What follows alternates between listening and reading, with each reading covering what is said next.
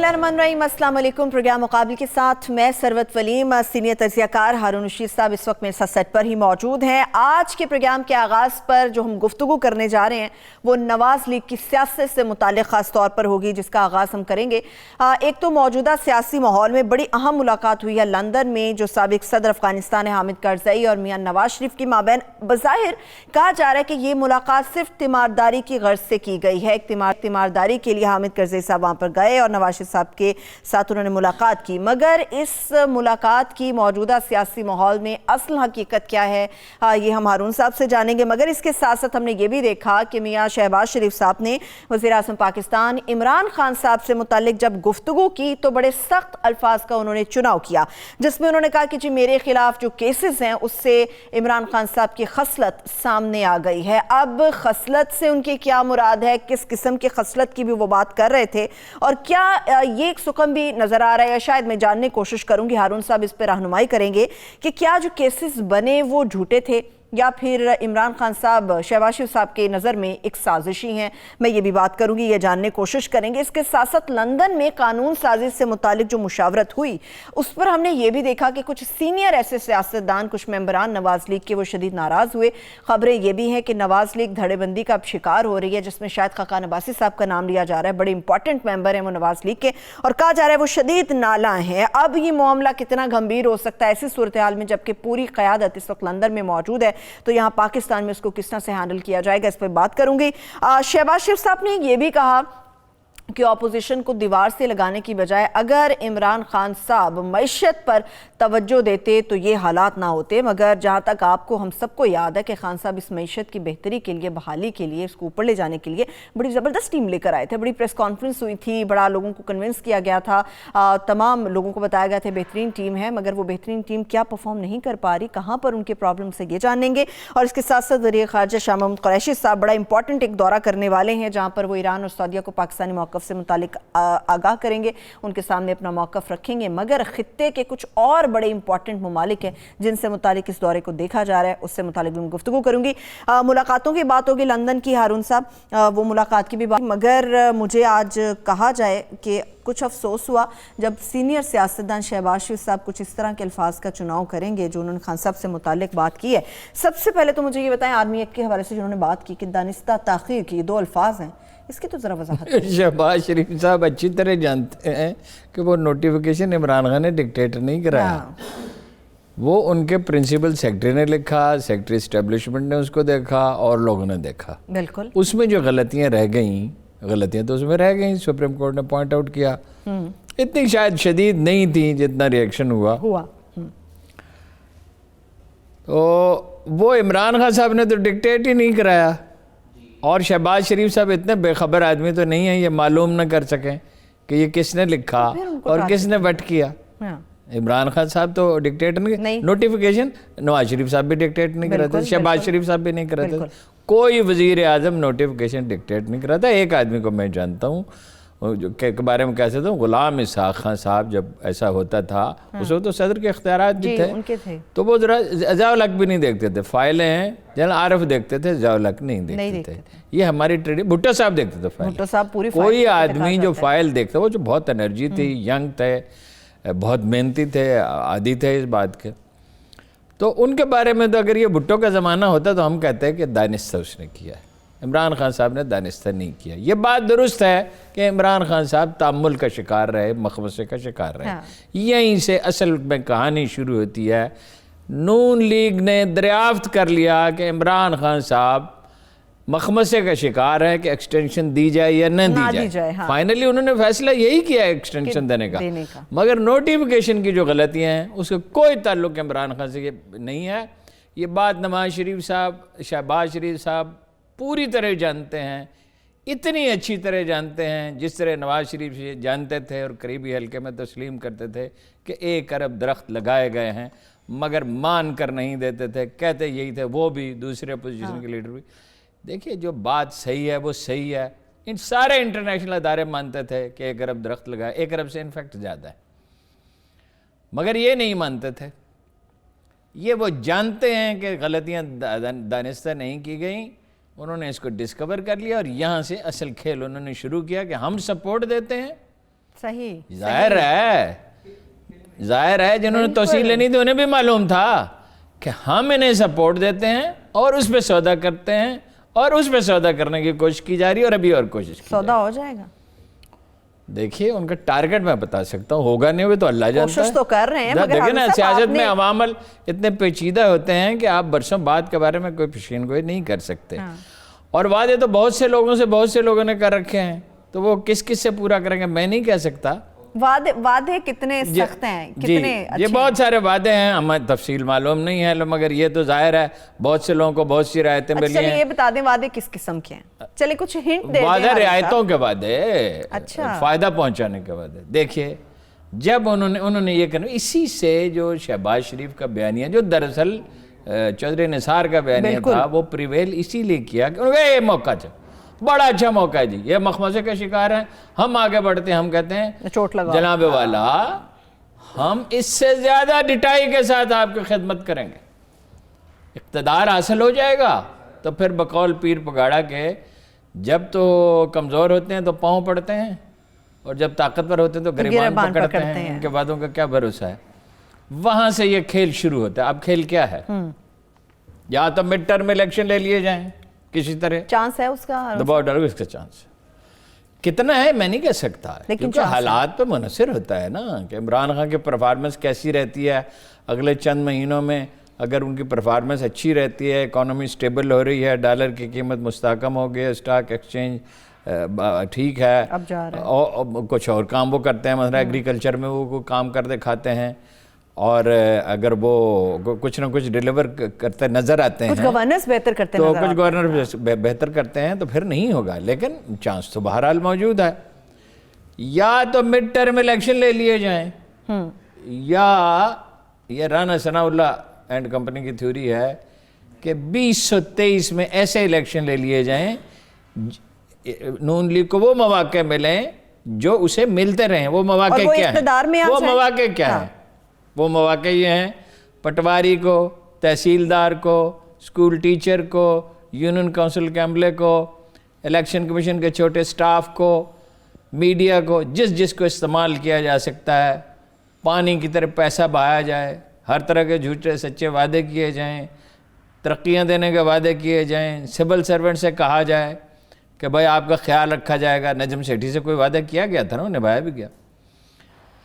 اس طرح کے الیکشن لے لیے جائیں.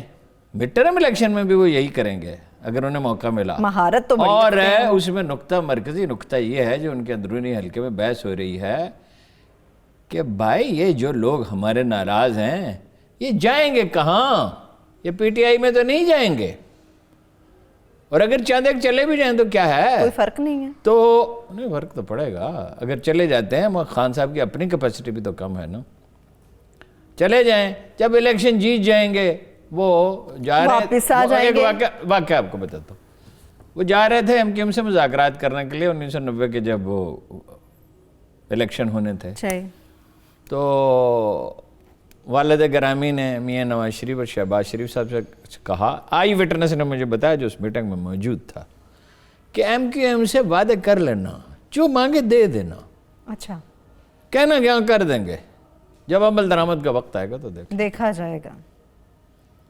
مہارت ویسے رکھتے ہیں. اور کیا فرمایا شہباز شریف صاحب نے, اور کیا فرمایا شہباز شریف صاحب نے بہت کچھ فرمایا, خاص طور پہ خصلت کے حوالے سے جو انہوں نے ہارون صاحب بات کی. خصلت وہ کس قسم کی بات ہے؟ انہوں نے کہا خصلت ہے, چونکہ اردو ان کی کمزور ہے نا, تو یہ پنجابی کے سلینگ کے لفظ استعمال کرتے ہیں. خصلت لاہور میں کہا جاتا ہے بدنیتی کو.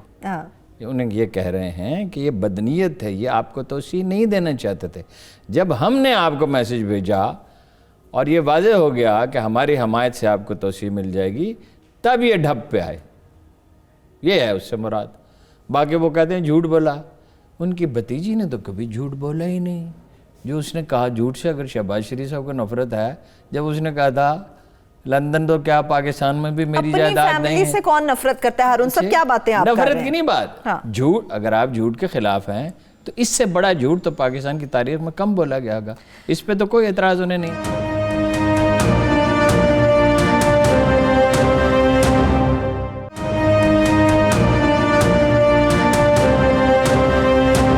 آپ کو یاد ہے شہباز شریف صاحب ان کی فیملی کہتی ہے کہ، اور خاص طور پہ مریم صاحبہ، کہ ہم حکمران خاندان سے ہیں، تو حکمران خاندان کو تو سب کی اجازت ہوتی، جھوٹ بول دیا تو کیا ہو گیا؟ کون سی قیامت آ گئی ہارون صاحب؟ وہ تو کہتے ہیں سیاست کی آنکھ میں حیا نہیں ہوتی، وہ تو ٹھیک ہے، لیکن یہ کہ جو الزام آپ دوسروں پہ عائد کر رہے ہیں، آپ وہ شہباز شریف صاحب یہ کہتے ہیں میں نے ایک دھیلے کی کرپشن نہیں کی، ایک دھیلے کی کرپشن نہیں کی۔ دھیلوں کی اب وہ جو اربوں روپے کی ٹیٹیز ہیں وہ کیا ہیں؟ یہ کہتے ہیں عمران خان سے بڑا جھوٹا کوئی نہیں، عمران خان صاحب نے بھی بہت سے ایسے وعدے کیے جن وہ پورے کرنے کے لیے نہیں تھے، قطعاً نہیں تھے۔ 50 لاکھ مکان نہیں بن سکتے، 1 کروڑ نوکریاں نہیں نکل سکتے الیکشن جیتنے کے لیے ان کا۔ لیکن جو آپ کہہ رہے تھے میں نے ایک دھیلے کی کرپشن نہیں کی، ایک دھیلے کی کرپشن نہیں کی، تو اسٹیبلشمنٹ کے سامنے سجدہ ریز کیوں ہو گئے؟ اس کا جواب کون لے گا ہارون صاحب؟ اور وہ صحیح کہتے ہیں، ایک دھیلے کی نہیں کی، اربوں دھیلوں کی ہے۔ مجھے یہ بتائیں، وہ کہتے ہیں میرے خلاف اربوں ڈالر کی، چلے ان کے نزدیک ڈالرز دھیلا ہوگا نا ہارون صاحب، سمجھیں آپ، سیاست ایسے ہی ہوتی ہے۔ مجھے یہ بتائیں میرے خلاف کیسز، انہوں نے یہ ورڈز استعمال کیے، ان کے خلاف جو کیسز بنے شہباز شریف صاحب کے، کیا وہ جھوٹے ہیں یا وہ کہتے ہیں کہ جی عمران خان سازشی ہیں، انہوں نے سازش؟ آج تک تو ثابت نہیں کر سکے وہ عمران خان، تھوڑے سے منطقی مزاج تو اس میں تو کوئی شک نہیں، مگر آج تک تو وہ ثابت تو نہیں کر سکے۔ وہ ٹی ٹی کا جب ان سے پوچھا جاتا ہے نواز شریف صاحب سے، شہباز شریف صاحب سے، وہ کہتے ہیں میری بیگم صاحبہ کو پتہ ہوگا، میرے صاحبزادوں کو پتہ ہوگا۔ نواز شریف صاحب نے تو کسی ایک سوال کا جواب نہیں دیا، شہباز شریف صاحب نے بھی کسی سوال کا جواب نہیں دیا، بنیادی سوال کا۔ حمزہ شہباز نے بھی یہی کیا، وکیل سے پوچھ کے بتاؤں گا، اگر وہ سچے ہیں تو وہ بتائیں کہ یہ پیسہ ان کے پاس کہاں سے آیا، یہ ٹی ٹیز جو آ رہی تھیں یہ کہاں سے آ رہی تھی، کیوں آ رہی تھیں؟ جن لوگوں نے وہ ٹی ٹیز بھیجیں سب جانتے ہیں کہ وہ ان میں سے تو بعض نے کبھی کراچی نہیں دیکھا تھا، تو لندن سے ٹی ٹی کیسے بھیج دیا؟ کیسے بھیج سکتے ہیں؟ لیکن ہارون صاحب وہ تو آپ کو یاد ہے کہ انہوں نے تو سارا مدعا اپنے والد اور دادا پہ ڈال دیا، امیر شریف صاحب پہ ڈال دیا سارا مدعا کہ وہی بتائیں گے، اب وہ کہاں سے بتائیں گے؟ وہ جھوٹ نہیں تھا، سچ بھی جب یہ کہہ رہے ہیں انہوں نے جھوٹ بولا ہے، عمران خان صاحب نے بہت سی غلط بیانیاں کی ہوں گی، کی بھی ہیں، تو یہ کہاں کے سچے ہیں؟ چلیے یہ بات یہ ہے کہ اب اسٹیبلشمنٹ پہ نکتہ چینی وہ نہیں کریں گے، اب وہ تمام نکتہ، اب ہدف ہوگا عمران خان، اور صرف نکتہ چینی نہیں کریں گے، یہ شریف خاندان کا طریقہ نہیں ہے، وہ کریں گے کریکٹر اسیسینیشن۔ اور جو بات وہ نہیں سمجھتے وہ یہ ہے کہ عمران خان کے پاس ایسے ہزاروں رضاکار ہیں کہ وہ جواب میں ویسا ہی ایک طوفان اٹھائیں گے، اور پھر اگر اس راستے پہ یہ چلے جس کی آج انہوں نے بگننگ کی ہے، تو پھر وہی بالکل کشیدگی کا سارا ماحول پیدا ہوگا۔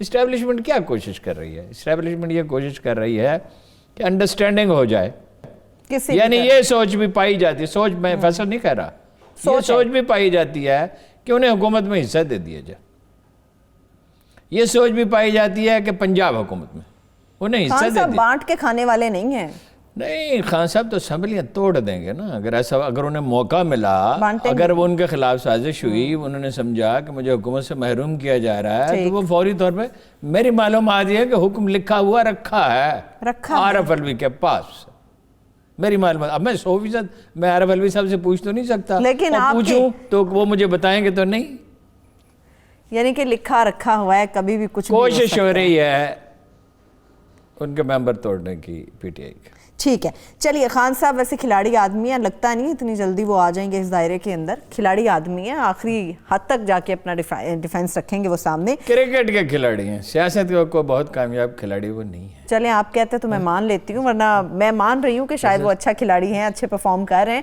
مجھے یہ بتائیں شہباز شریف صاحب کہتے ہیں، اور ویلفیئر کے، یعنی جو ہاسپٹل ویلفیئر کا تو اچھے کھلاڑی ہیں، نو ڈاؤٹ، اس کے اوپر کوئی شک نہیں ہے، اس میں ان کا کوئی ثانی نہیں ہے۔ ہارون صاحب، شہباز شریف صاحب کہتے ہیں اپوزیشن کو دیوار سے لگانے کی بجائے اگر خان صاحب معیشت پر توجہ دیتے تو یہ حالات نہ ہوتے۔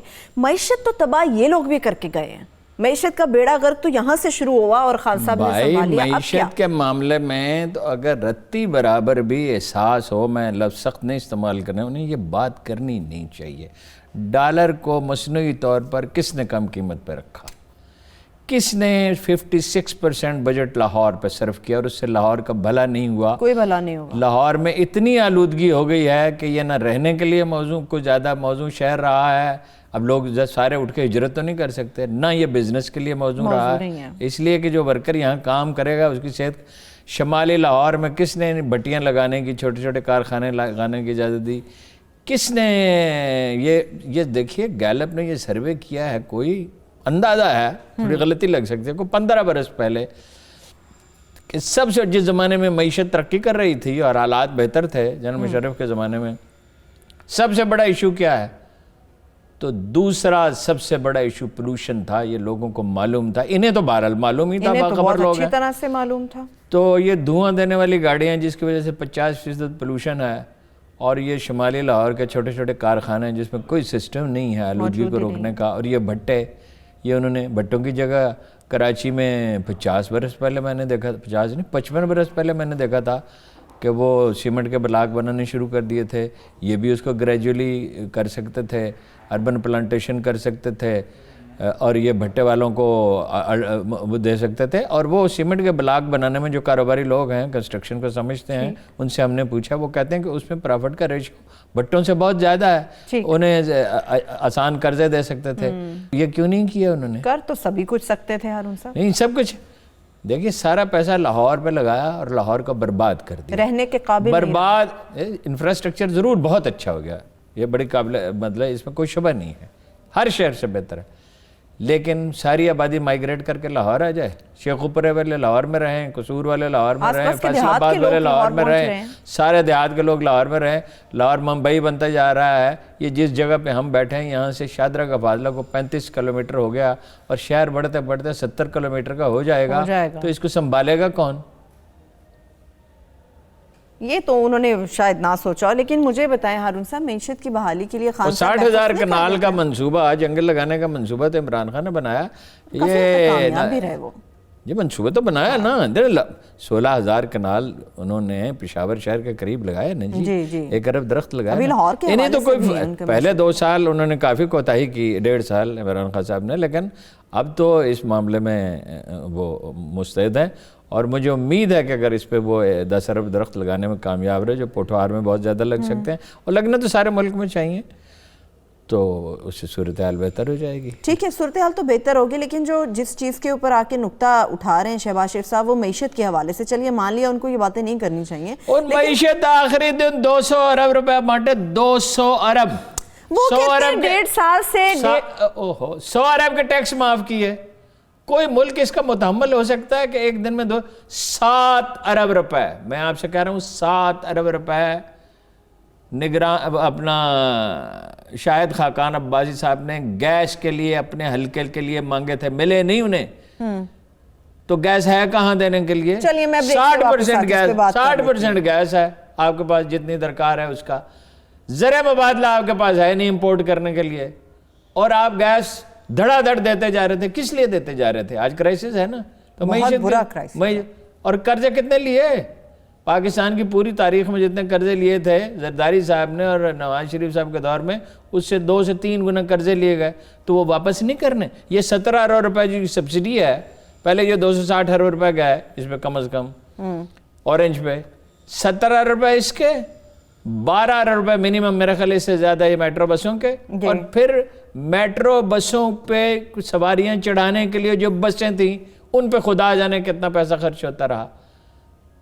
تو یہ اس سے تباہی نہیں آئی معیشت کی. یہ سارے فیصلے عمران خان نے کیے تھے. وہ کہتے ہیں ہم نے جو کیا وہ سو کیا، 70 سال سے جو ہوا سو ہوا، 1.5 سال میں جو بیڑا غرق کیا نا اس سے کہیں زیادہ یہ خان صاحب نے کر دیا. ہم یہ کہہ سکتے ہیں کہ عمران خان صاحب کمپیٹنٹ حکمران ثابت نہیں ہوئے، یہ بات درست ہے، لیکن معیشت کی تباہی کی بنیاد زرداری اور انہوں نے رکھی نواز لیگ کی طرف سے. مشرف کے دور میں معیشت بہترین تھی، بہتر ہوئی ہاں، اور آخری برس کے سوا. ٹھیک ہے، چلیے میں بریک کی طرف ابھی بڑھ رہی ہوں ہارون صاحب. بریک سے واپس آ کے معیشت سے متعلق تو بات کروں گی، مگر اس کے ساتھ ساتھ چونکہ شہباز شریف صاحب کی بات ہو رہی ہے تو بڑے بھائی صاحب کی نواز شریف صاحب کی بات ہوگی. بڑی امپورٹنٹ ملاقات ہوئی ہے حامد کرزئی صاحب سے، نواز شریف صاحب کی تیمارداری کی غرض سے ہوئی ہے. بس اصل مقصد کیا تھا اس ملاقات سے متعلق میں بات کروں گی، لیکن اس سے چھوٹی سی بریک کے بعد.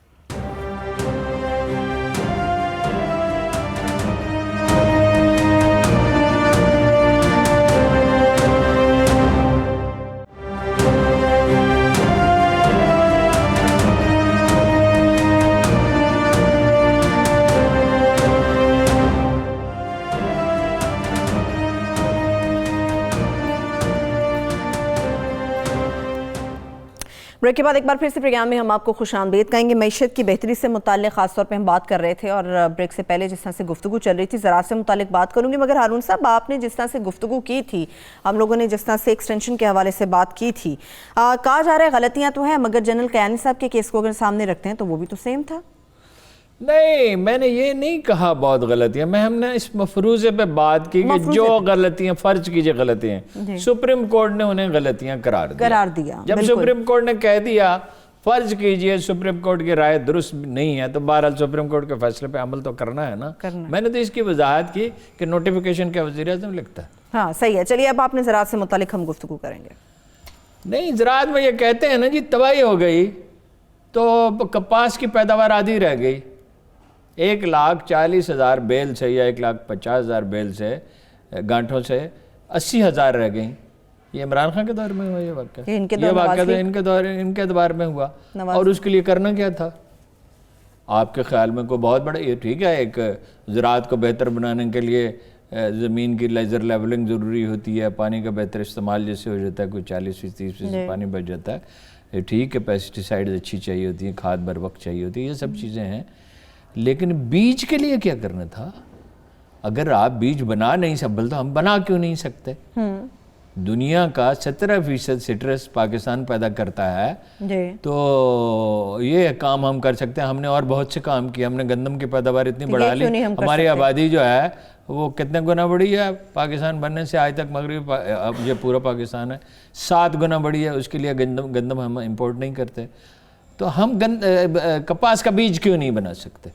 فرض کیجئے نہیں بنا سکتے, کیا ہم خرید بھی نہیں سکتے؟ یہ تو دانستہ تھا. اور یہ نئی حکومت بھی کمال ہے کہ کوئی اس کی توجہ نہیں ہے. عمران خان صاحب اس کا رونا بہت روتے ہیں, لیکن توجہ اور لمز کے کہ وہ اس کو دے دیا پروفیسر کو.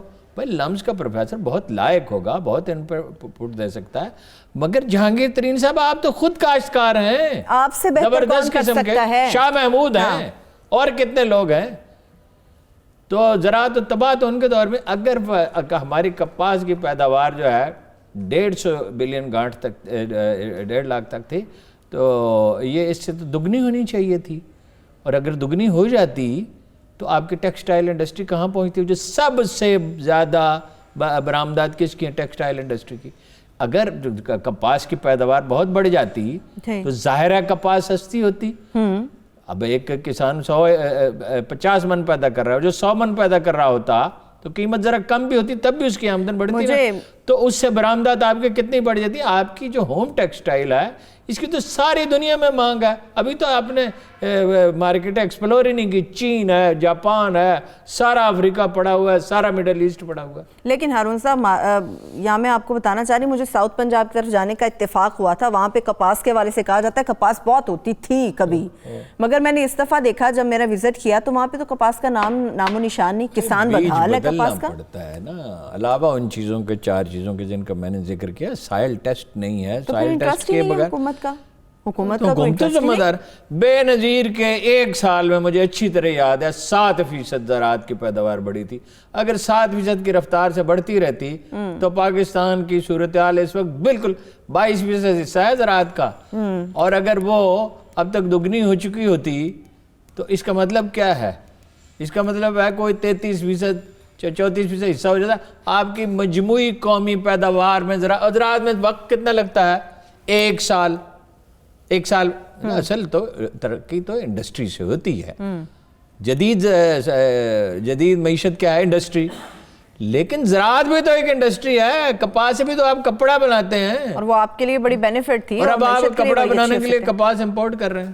یہ کام کریں, حالانکہ یہاں پہ بہتر طور پہ کی جا سکتی ہے. اچھا, آپ نے صورتحال کی بات کی. ایک صورتحال تو میں بدلتی ہوئی یہ بھی نظر آ رہی ہے, جو افغان صدر تھے سابق حامد کرزئی صاحب, انہوں نے نواز شریف صاحب سے ملاقات کی ہے. مجھے بتائیں واقعی تیمارداری ہے؟ چلیں نواز شریف صاحب بیمار ہیں, جا سکتے ہیں, یہ کیا آپ کو لگتا ہے لوگوں نے ایسے تھیوریاں بنا لی کہ نہیں بھی یہ ملاقات کسی اور وجہ سے ہوئی ہے؟ دیکھیں نا, بندہ جا سکتا ہے بیمار کا حال پوچھنے. اتنے کم تھے کہ وہ تو کھانا نہیں کھا سکتے تھے, ان کی تو حالت خراب تھی. مجھے یاد ہے آپ نے بتایا لندن میں بڑے اچھے کھانے پاکستانی زندگی خطرے میں ہے. اب وہ خوب کھانے کھا رہے ہیں, مزے کر رہے ہیں.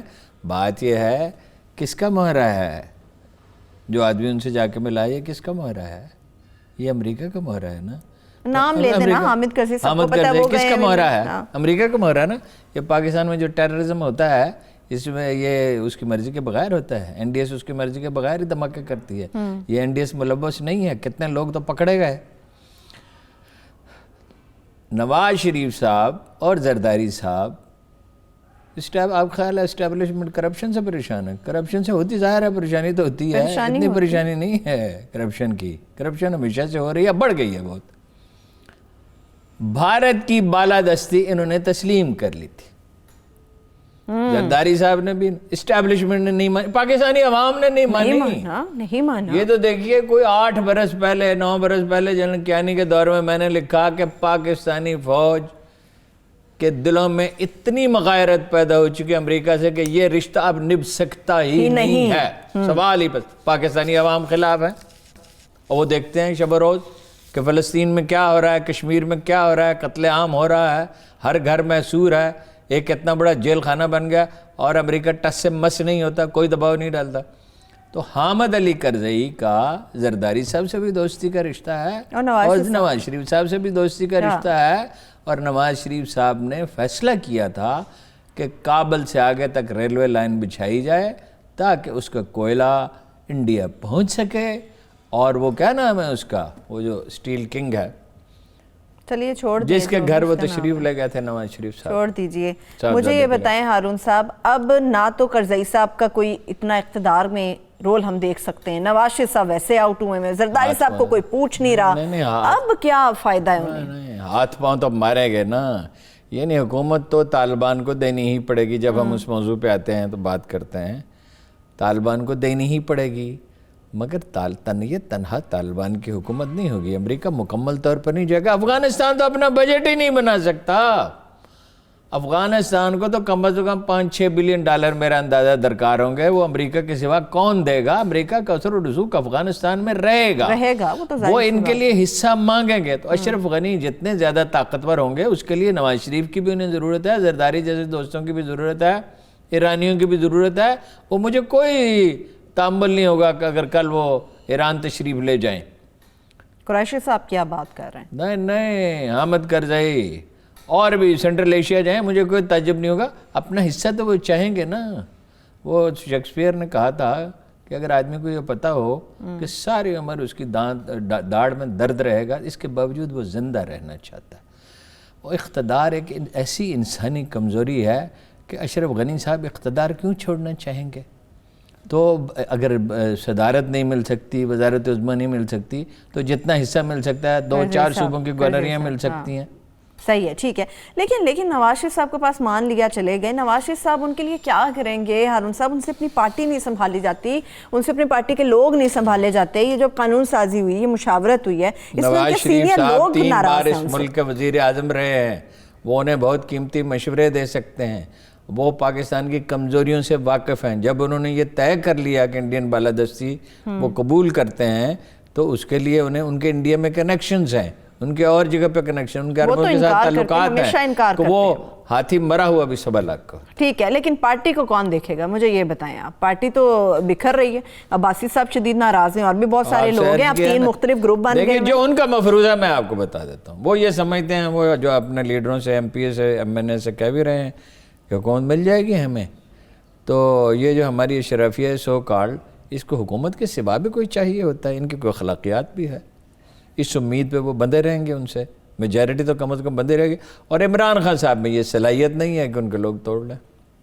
حکومت میں تو بیٹھے ہیں ہارون صاحب, اب خان صاحب کو بہت زیادہ ایزی لے لیتے ہیں. بیٹھنا نہیں میں نہیں لے رہے. خان صاحب وزیر اعظم ہیں, ایسی اقتدار کی کرسی پر بیٹھے, کسی کو بھی لا سکتے ہیں, کسی کو بھی بھیج سکتے ہیں. جتنا حسن زن آپ کو خان صاحب سے کاش میں بھی رکھ سکتا, آپ تو بڑے قریب رہے ہیں, آپ کو تو ہونا چاہیے. میرا اتنا حسن زن نہیں. میں اگر وہ آپ کہیں کہ وہ 20 شوکت خانم ہاسپٹل اور بنائیں گے تو میں کہوں گا ہاں پاسبل ہے. 20 نہیں تو 11 تو بنا ہی دیں گے. چلیے ہارون, اور نمل کالج جو ہیں وہ 6 اور بنا دیں گے, میں کہوں گا 6 نہیں تو 4 تو بنا ہی دیں گے.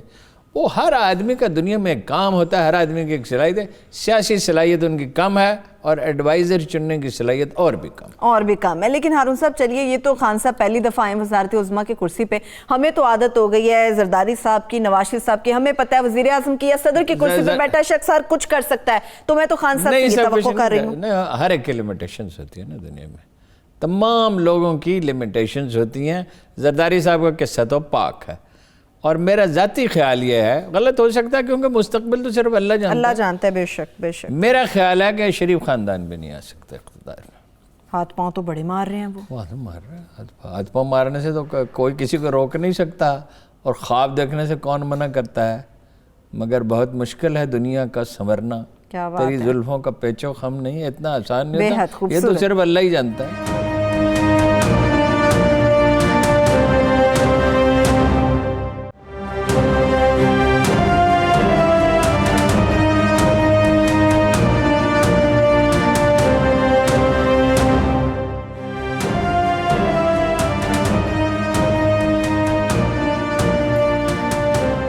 بریک کے بعد ایک بار پھر سے پروگرام میں ہم آپ کو خوش آمدید کہیں گے. آپ نے امن کی بات کی، امن کی کوشش ہو تو رہی تھی، کہا بھی گیا تھا، امریکہ کہہ رہا تھا کہ جی ہم رکنا چاہتے ہیں، امن کرنا چاہتے ہیں. ایران نے کہا کہ غیر مشروط طور پہ ہی ہوگا اور نہیں ہوگا، اور امریکہ کہتا تھا غیر مشروط طور پہ ہوگا. مگر اس ساری صورتحال میں یہ جو یوکرین کے جہاز کا معاملہ سامنے آیا ہے ہارون صاحب، آپ کو نہیں لگتا امن کے حوالے سے یہ سبوٹاژ ہوا باقاعدہ طور پہ؟ بڑی دلچسپ بات. جواز ریف صاحب نے بھی اس کے متعلق بات بہت کی ہے. دلچسپ ہے. مثلاً سارا مغربی میڈیا آج سارا یورپ اور تمام امریکہ شور مچا رہا ہے. قاسم سلیمانی کا معاملہ پس منظر میں پس چلا گیا. منظر میں چلا گیا، بالکل. اچھا وہ شور مچا رہا ہے کہ دانستہ کیا جان بوجھ کے کیا، ایرانی ہیں ایسے.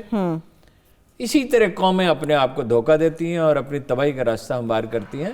92 تو اس میں ایرانی سوار تھا. ایک ایسے طیارے کو امریکی ایرانی قیادت تباہ کرنے کا حکم صادر کرے گی جس میں 1/3 مسافر یا اس سے بھی شاید زیادہ ان کے اپنے ہیں. یہ کیسے ممکن ہے؟ کیونکہ یہ راز تو نہیں رہے گا، راز تو کبھی رہتا ہی نہیں ہے. دیکھیے جو راڈار ہوتا ہے یہ ٹیکنیکل معاملات ہیں، ہم نے بھی جو لوگ سمجھتے ہیں ان سے سمجھنے کی کوشش کی. راڈار پہ کوئی جہاز تھوڑی دکھائی دیتا ہے، راڈار پہ کوئی میزائل تھوڑی دکھائی دیتا ہے، راڈار پہ تو دھبا دکھائی دیتا ہے، ایک چیز حرکت کرتی ہوئی ہے. وہ ہزاروں میل کے فاصلے پر ہے یا ہزاروں کلومیٹر کے فاصلے پر ہے، تو اس سے کیا ہے، وہ وہاں لوکل ایک غلطی ہے مقامی. ایران نے معافی مانگ لیا. ایرانی اگر اس سے زیادہ دانائی کا مظاہرہ کرتے تو یہ کرتے کہ فوراً ہی تسلیم کر لیتے اور معافی مانگ لیتے. مگر معافی مانگی ہے نا، اور ہر سطح پہ معافی مانگی ہے. اس کا کیا مطلب ہے؟ اب وہ جو غصہ ہونے ہیں اصل میں وہ دوسری بات. یہ بات وہ بھی سمجھتے ہیں، یعنی ہم سے سوچتے ہیں. دیکھیں نا ایران کی بہت زیادہ کیپیسٹی نہیں ہے، پاکستان جتنی نہیں ہے، ترکی جتنی نہیں ہے. ایک ملک ہے جو اتنے عرصے سے پابندیوں کا شکار ہے. اس طرح کی انہوں نے کچھ چیزوں میں تو ڈیولپمنٹ کیا، سب چیزوں میں تو میں نہیں کر سکے. یہ جو کہا جا رہا ہے کہ وہ اصل غصہ کیا ہے، وہ اپنا دائرہ اثر بڑھانے کی کوشش کیوں کر رہے ہیں مڈل ایسٹ میں؟ جی امریکہ کوئی کوشش نہیں کر رہا اپنا دائرہ اثر بڑھانے کی، روس کوئی کوشش نہیں کر رہا، انڈیا کوئی کوشش نہیں کر رہا، چین کوئی کوشش نہیں کر رہا. اس پہ تو کسی کو اعتراض نہیں ہے. اور جب یہ تباہ ہو گیا سیریا تو عرب اپنا دائرہ اثر بڑھانے کی کوشش کچھ عرب ممالک اپنا دائرہ اثر بڑھانے کی کوشش کر رہے تھے نا. یہ ٹھیک ہے کہ ایرانی جو کچھ کر رہے ہیں اس کی تائید نہیں کی جا سکتی. الٹیمیٹ انالیسز میں ایران کا مفاد میں نہیں ہے، اس لیے کہ جس پالیسی کی بنیاد تنگ نظری پہ ہوتی ہے، فرقہ واریت پہ ہوتی ہے، تاریخ کی محدود انٹرپریٹیشن پہ ہوتی ہے، الٹیمیٹلی اسے ناکام ہونا ہوتا ہے. مگر یہ جربو جو مسولینی پہ نظم ہے علامہ اقبال کی کہ میں بھٹکتا ہوں تو چھلنی کو برا لگتا ہے کیوں، ہیں سبھی تہذیب کے اوزار تو چھلنی میں چھاج. بھئی جو جرم ساری دنیا ہر بارسوخ ملک کر رہا ہے، اگر ایران کر رہا ہے تو اس کو اسی تناظر میں دیکھیں نا. یعنی میں اس کی تائید نہیں کرتا، ایک عام طالب علم کی حیثیت سے سیاست کے اور تاریخ کے میں اس کی تائید نہیں کر رہا. لیکن یہ گناہ است کہ شہر شمادی نیز بھی کنن، یہ تو وہ جرم ہے جو شہر میں دوسرے بہت سے اور لوگوں نے بھی کیا ہے. یہ ہے اصل غصہ. اور اصل ہدف کیا ہے؟ مڈل ایسٹ کو اسرائیل کے حوالے کر دیا جائے. جیسے ادھر جاپان اور آسٹریلیا ان کے حلیف ہیں، ادھر یہاں اسرائیل ان کا حلیف ہے، اور جنوب مغربی ایشیا میں انڈیا ان کا حلیف ہے. اصل اس پہ مسلسل دباؤ رکھیں گے. اس دباؤ کا ایک حصہ پراپیگنڈا بھی ہے، اس لیے اس معاملے میں مغربی پریس جتنا بھی جھوٹ بول سکتا ہے، جتنا بھی مبالغہ، اگر جھوٹ نہیں جتنا بھی مبالغہ کر سکتا ہے، یہ جو ہم فرض کر لیتے ہیں نا کہ مغربی میڈیا آزاد ہے، آزاد کہاں ہے؟ اس وقت میرے ذہن میں نہیں تھا، ورنہ میں کچھ ریفرنس لے کے آتا کہ خود مغربی فلاسفر اور دانشور مغربی میڈیا کے بارے میں کیا کہتے ہیں۔ ابھی ایک ایڈیٹر کا پچھلے دنوں بیان آیا تھا، بڑے مشہور ایڈیٹر کا، کہ مجھے جھوٹ بولنے کی تنخواہ دی جاتی ہے، مجھے اس بات کے اخبار ہمیں اس بات کی تنخواہ دی جاتی ہے کہ ہم سچائی کو چھپائیں، کچھ سچائی بیان کریں، آدھا سچ بیان کریں۔ نہیں، کشمیر پہ آدھا سچ بیان کرتے ہیں نا، کشمیر پہ پورا سچ تو بیان نہیں کرتے۔ یہ تو نہیں کہتے کہ کشمیر پہ انڈیا نے قبضہ کیا، اس کا کوئی حق نہیں، یہ بات تو کوئی نہیں کہتا، امریکہ میں، نہ برطانیہ میں، نہ فرانس میں، صحیح ہے، یہ تو کوئی نہیں کہتا نا۔ تو یہ ایران کو اس وقت تک دباؤ میں رکھا جائے گا جب تک وہ سرنڈر نہیں کر دیں گے۔ عربوں نے اسرائیل کے ساتھ مفاہمت کر لی، اپنا دفاع ان کے حوالے کر دیا، اب وہ بے بس اللہ چار ہیں، یعنی حکومت تو ہے مگر کیا حکومت ہے؟ روپیہ ہے، وہ عیاشیوں پہ خرچ کر سکتے ہیں، بڑے بڑے محل بنا سکتے ہیں۔ ایک محل جدہ میں صرف $18 بلین کا ہے، محلات بنا سکتے ہیں، جہاز اپنے ذاتی رکھ سکتے ہیں، دنیا جو چاہیں کر سکتے ہیں، مگر کو آزاد خود مختار ملک تو نہیں ہے۔ ٹھیک ہے، ٹھیک ہے۔ تو ایران سے یہی چاہتے ہیں، اور وہ اس لیے دباؤ کہا کہ ہم رجیم چینج نہیں چاہتے۔ اس نے کہا ڈونلڈ ٹرمپ نے کہ ہم رجیم چینج نہیں چاہتے ایران میں۔ اگر آپ رجیم چینج نہیں چاہتے تو آج مظاہرے کیسے ہوئے ہیں تہران میں؟ ان حالات میں، جنگی حالات میں بھی کبھی مظاہرے ہوئے ہیں۔ پاکستان میں ہم اس کا تصور نہیں کر سکتے، دنیا کے کسی ملک میں بھی اس کا تصور نہیں کیا جا سکتا کہ اگر آپ رجیم چینج نہیں چاہتے تو اپوزیشن کو آپ نے اکسایا ہے نا، ظاہر ہے۔ آج کچھ اخبار نویسوں کی گرفتاری، اتنا بڑا رسک کوئی خارجی سپورٹ کے بغیر کیسے لے سکتا؟ چلیے لاسٹ میرے پاس 1 منٹ ہے، میں کہہ رہی ہوں جاتے جاتے ہارون صاحب آپ سے پوچھ لوں، لوگوں کو شاید بڑا انتظار ہے کہ ہارون صاحب بتائیں گے تو یقین آئے گا، شبر زیدی صاحب رخصت پر کیوں گئے؟ کام کرتے کرتے تھک گئے ہیں؟ نہیں، شبر زیدی بڑی غیر معمولی انرجی اور غیر معمولی یاداشت کا آدمی ہے، وہ تھک وقت بالکل نہیں گئے۔ ظاہر ہے وہ ناراض ہیں، میں نے معلوم کرنے کی کوشش کی، وقت کم تھا، مجھے نہیں پتا کس وجہ سے ناراض ہیں، لیکن وہ واپس آ رہے ہیں۔ چند دنوں میں ایک میٹنگ ہونے والی ہے بزنس مین کے ساتھ وزیر اعظم کی، اس میں وہ شریک ہوں گے۔ وہ جس وجہ سے بھی ناراض تھے انہیں راضی کر لیا ہے، مجھے پتا اگر چل گیا کل تک تو میں آپ کو بتا دوں۔ ان کی ناراضگی میں حفیظ شیخ صاحب کا تو نہیں کوئی کردار؟ آبویسلی اقتدار کی نفسیات میں ارتکاز ہوتا ہے۔ اقتدار جو آدمی اوپر بیٹھا ہوتا ہے وہ چاہتا ہے ہر کام میری مرضی سے ہو، اور حفیظ شیخ صاحب بڑی نوکری چھوڑ کے چھوٹی نوکری کرنے کے لیے آئے ہیں تو اقتدار کے مزے لوٹنے کے لیے آئے ہیں نا، کوئی خدمت خلق کے جذبے سے تو نہیں آئے، کوئی نمل کالج کوئی اخوت کالج بنانے کے لیے تو نہیں آئے۔ پیپلز پارٹی دور میں بھی تو کچھ خدمت انہوں نے کی تھی، اب بڑی خدمت کی انہوں نے، اب بھی کر رہے ہیں، حسب توفیق جتنی ہو سکتی ہے ہماری بھی کر رہے ہیں اور ان کی بھی کر رہے ہیں جو مستقبل میں انہیں نوکری دے سکتے ہیں۔ چلیے ٹھیک ہے، میں اس کے ساتھ ہی کلوزنگ کی طرف بڑھ رہی ہوں۔ بہت شکریہ ہارون صاحب آپ کا، مجھے اجازت دیجیے، کل انشاءاللہ پھر سے حاضر ہوں گے بہت ساری اہم ڈیٹیلز کے ساتھ، تب تک کے لیے اپنا بہت سارا خیال رکھیے، خدا حافظ۔